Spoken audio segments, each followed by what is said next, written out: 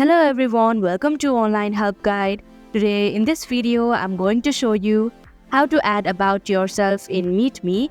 So without any further ado, let's get started. First of all, open MeetMe application. Now click on the profile icon in the top right corner. Here tap on the view option. Then tap on the pencil icon in the top right corner. Here you can see About Me option, tap on it. Now in the text box, type in something about yourself. Now whenever someone views your profile, they can also see this text. And that is how you can add something about you in MeetMe application. Thank you for watching Online Help Guide. Hope this video was helpful. If it was, hit the like button and comment down if you have any questions or feedback.